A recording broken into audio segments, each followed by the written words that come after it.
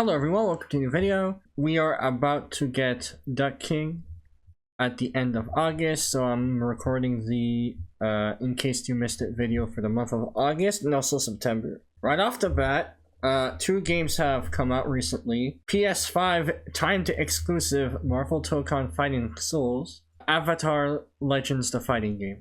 This game came out for a while now. I'm really loving it. If the hour-long beta video and the hour and 40-minute long match isn't any indication, I'm loving the game a lot. The game launched incomplete, obviously, and so the reason why it's here instead of July is because when you boot up the game, they had a newsletter detailing improvements to Fire Lord Ozai, Avatar Aang, and Nightmare Korra.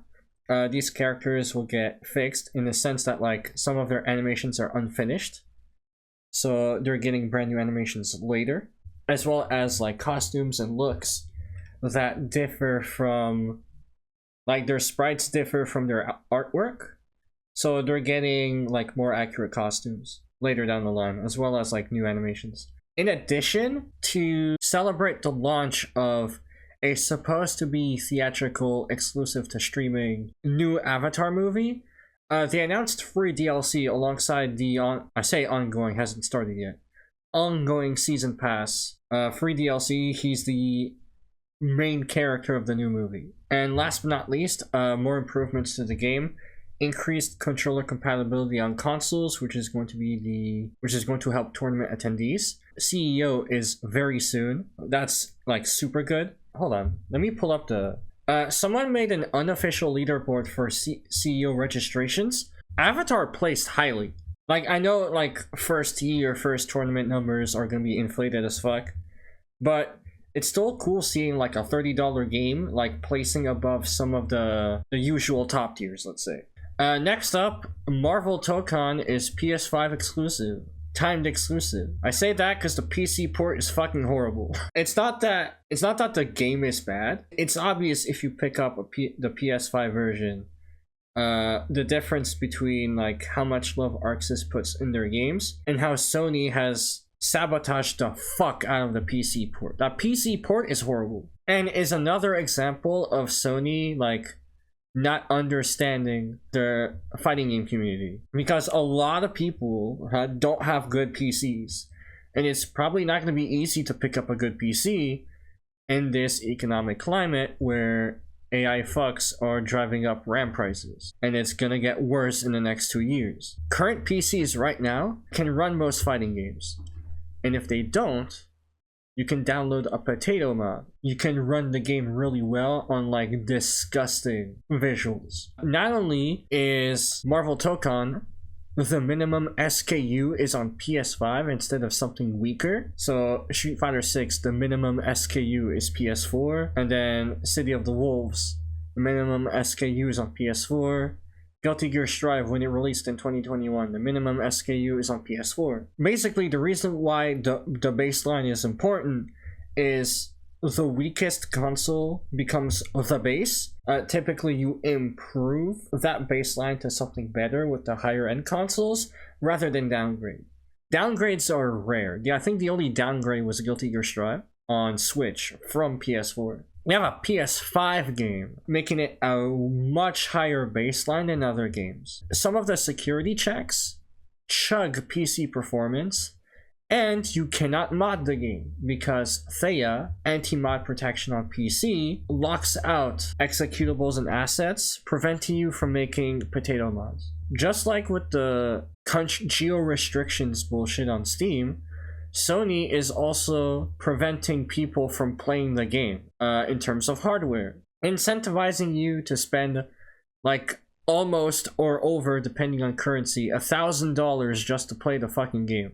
Sony sabotaged the fuck out of this game, and it's a shame because it looks really cool. They're hotfixing it? Nice! How did it even make it in live? How? Sweet, guys! They're hotfixing it! Cool! That's awesome and all! How did it even make it to live servers? Next up, Fatal Fury City of the Wolves.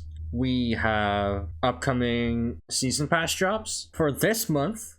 I'm gonna talk about September as well. This month is Duck King, And then September, it's Kim Kaf-won. I'm currently working on the moveset memories for Duck King. The 3 games gonna be looking at is gonna be the 2 Real Bout games, which have training mode in Battle Archives, Fatal Fury Special, which doesn't have training mode, so I'll have to find another way to do it.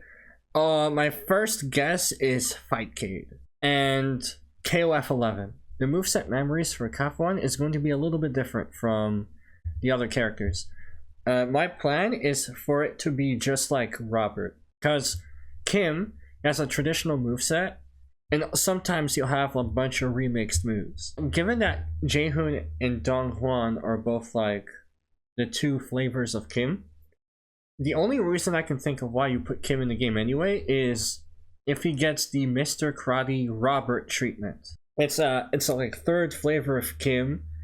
That's like the boss mode. So you have classic Kim, you have remix Kim, and you have boss Kim. Now for Kim specifically, non-zero chance he's at Tokyo Game Show.